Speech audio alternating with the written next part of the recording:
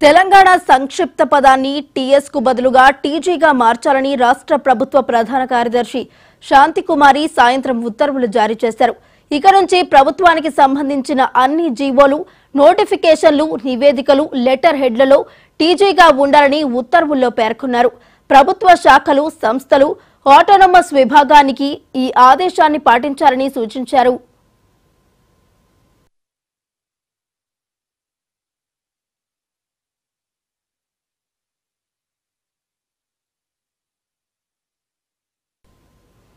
ఇప్పటికే వాహనాల రిజిస్ట్రేషన్లో తెలంగాణ సంక్షిప్త పదాన్ని టీజీగా పేర్కొనేందుకు కేంద్ర ప్రభుత్వం గ్రీన్ సిగ్నల్ ఇస్తూ గెజెట్ నోటిఫికేషన్ను విడుదల చేసింది.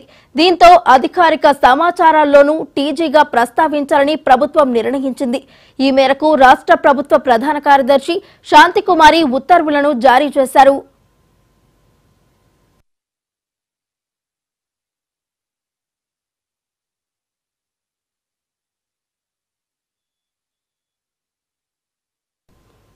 ప్రభుత్వ శాఖలు, ఏజెన్సీలు, ఆటోనమస్ విభాగాలన్నిటిలోనూ వెంటనే అమలు చేయాలని స్పష్టం చేశారు.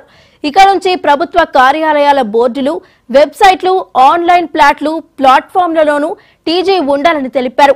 టీఎస్ అని ముద్రించిన స్టేషనరీ, ప్రింటింగ్ మెటీరియల్ను తొలగించి టీజీతో కొత్తగా ముద్రించాలని ఉత్తర్వుల్లో పేర్కొన్నారు. ఉత్తర్వులు అమలు చేసి ఈ నెల 31 నాటికి సాధారణ పరిపాలనా శాఖకు నివేదిక సమర్పించాలని వివిధ శాఖల కార్యదర్శులను సీఎస్ ఆదేశించారు.